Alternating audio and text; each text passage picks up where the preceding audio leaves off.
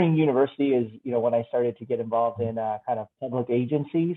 ASU, the planning program and the sustainability programs, both of which I was involved in, offered great opportunities. I worked at a group, research group at ASU called the Decision Theater, introduced me to a lot of many different local partners, state agencies, private businesses, et cetera.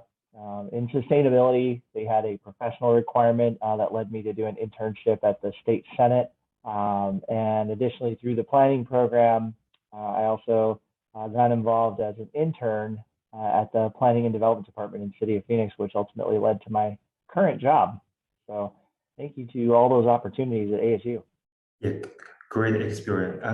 And what are your core values and how are they reflected in your work? That's a great question. I don't want to provide too much of a rote answer, but I think generally, what the professional AICP type of answer is pretty appropriate here. I think key is ethical decision making. One of the ways I do that in my work, I try to do that in my work, is to make sure that recommendations that I provide are consistent with technical requirements. So things in the zoning ordinance, other city standards. Of course, also making sure that they're consistent with city policies. City policies, in many cases, are reflective of public processes that we've done with community partners. And you want to always make sure that you have an understanding of those plans and where they are in place to make sure that the decisions you're making are consistent with what the community has asked us to do. Inclusivity and diversity, obviously, also key ones.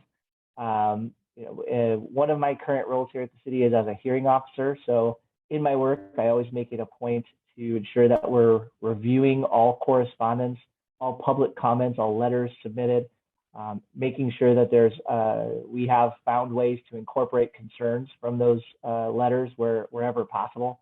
And of course, making sure to help anyone who's interested get involved in our processes and find ways to participate whenever and every time we hear that someone wants to. And I think maybe another important part is that, Phoenix is uniquely large.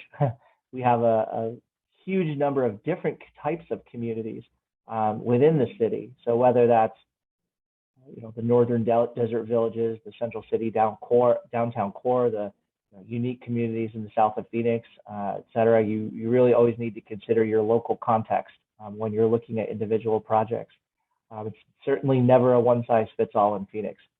And then, of course, probably highest among all of those is equity. You need to ensure that, when you're an urban planner, you're working with a large variety of different stakeholders. Those can be homeowners, all the way up to land use attorneys, and people with experience all the way in between all of those things. And you want to make sure to be providing the same level of service and kind of customizing your work to what each individual needs in their circumstance. Yeah, thank you. And which project and activities are you involved in? Right now, my role in the zoning section. So for anyone who doesn't know zoning, that's pretty broad, but most of my work is regarding entitlements. So that may be zoning or rezoning. We also call that current planning. I do a lot of things. One thing on our plates right now is I do what's called planned unit development review. So that's serving as an advisor to within a larger group of planners on plan developments. I'm also serving as the city's planning hearing officer. So that's hearing requests to modify conditions of zoning cases. So it's a way for the city to kind of get an opportunity to readdress older cases where new development may be proposed and maybe modernizing some of the conditions from those older cases as needed. Text amendments is another big one. We're constantly updating and revising our codes and ordinances. A recent text amendment that I've worked on has been the expansion of our newest code section, which is called the Walkable Urban Code, recently adopted by council to allow some more innovative transit-oriented development strategies